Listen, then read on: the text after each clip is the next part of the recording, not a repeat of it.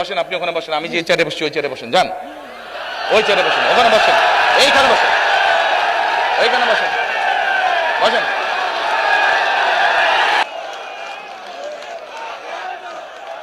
মুরব্বী আপনার নাম কি? এই আপনাদের এলাকার মানুষ, এনে এই এলাকার মানুষ চিনেন ওনাকে? আচ্ছা মুরব্বী আপনার নাম কি? শফিকুল ইসলাম। শফিকুর রহমান। আচ্ছা আপনি কবে গেছেন, হজে না উমরায় গেছেন?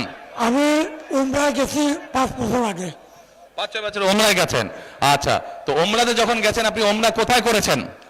উমরা মদিনায় করেছি। উমরা তো মদিনায়, উমরা তো মক্কায় করে। মক্কায় করছি, মদিনায় মদিনায় তো হযরত করে জিয়ারত করছি। হ্যাঁ জিয়ারত করেছেন, নবী সাল্লাল্লাহু আলাইহি ওয়াসাল্লামের রওজা মুবারক জিয়ারত করেছেন। কিন্তু এই যে তাওয়াফ করেছেন, উমরা করেছেন কোথায়? কাবায় না? কাবায়। আচ্ছা আপনারা সবাই শুনতে পাচ্ছেন আমার কথা? এবার মন দিয়ে কান দিয়ে শুনবেন। আমি ওনাকে একটা প্রশ্ন করব, দেখি উনি কি বলে। আচ্ছা মুরব্বী বলেন তো আমাকে, এই যে কাবায় আপনি গেছেন, আল্লাহর ঘর না ওটা? ওটা তো আল্লাহর ঘর। আচ্ছা ওটার মালিক কে বলেন? আল্লাহ। কিসের মালিক? আল্লাহ। দুনিয়ার মালিক আল্লাহ, কাবার মালিক আল্লাহ। কাবার মালিক আল্লাহ, আল্লাহ। দুনিয়ার মালিক আল্লাহ, আল্লাহ। আমাদের মালিক আর আল্লাহ। কিসের মালিক? আল্লাহ। আমাদের মালিক আল্লাহ, রিজিকের মালিক আল্লাহ, সব কিছুর মালিক আল্লাহ। ঠিক আছে কথা? কথা ঠিক আছে? তার মানে এই দুনিয়া, এই যে সূর্য, এই যে চাঁদ উঠবে একটু পরে, চাঁদ সূর্য পৃথিবী যাই দেখি আমরা, সকল কিছুর মালিক কে? আল্লাহ রাব্বুল আলামিন হচ্ছে সকল কিছুর মালিক। আমরা কি দেখছি? আমরা দেখছি ওই যে একটা রাজনৈতিক দলের কথা বলেছি, যাদের ভূমিকা আমরা 50 বছর আগে দেখেছি। আমরা দেখছি এদের কিছু কিছু সদস্য আমাদের নিরীহ মা বোনদের বাসায় গিয়ে গিয়ে, মা বোনদের কাছে গিয়ে কিসের টিকিট বিক্রি করছে? টিকিট বিক্রি করছে, জানেন তো? হ্যাঁ 1 মিনিট। আচ্ছা মুরব্বী বলেন তো, এই বেহেশত বা দোজখের মালিক কে? আল্লাহ পরওয়ারদিগার।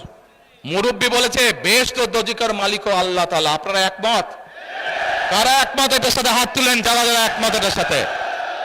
সবাই একমত, আলহামদুলিল্লাহ, আলহামদুলিল্লাহ, আল্লাহু আকবার, আল্লাহু আকবার। এখন আমার প্রশ্নটা আপনাদের কাছে, যার মালিক একমাত্র আল্লাহ রাব্বুল আলামিন, সেটা দেওয়ার ক্ষমতা মানুষ কি রাখে? তাহলে যে মানুষ কে বলে বেহেশতের মালিক আল্লাহ তাআলা, দোজখের মালিক আল্লাহ তাআলা, কে কোথায় যাবে সেটা সিদ্ধান্ত একমাত্র আল্লাহ তাআলা নেবে।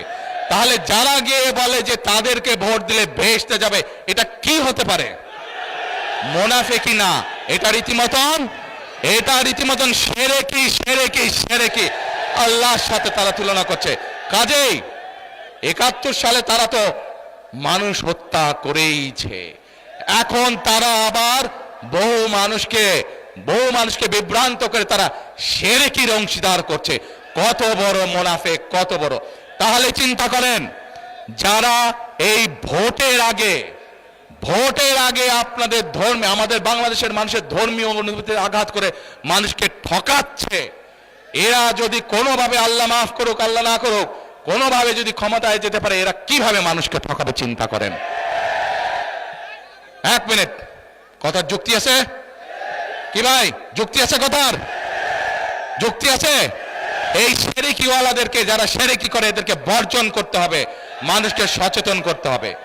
আর আরেকটি কথা বলে বক্তব্য শেষ করব। আমি কি বলেছি আপনাদেরকে? আমরা এই দেশের বেকার। মুরব্বী বসেন, আপনি ওখানে বসেন, আমি যে চেয়ারে বসছি ওই চেয়ারে বসেন, যান ওই চেয়ারে বসেন, ওখানে বসেন, এইখানে বসেন, এইখানে বসেন, বসেন।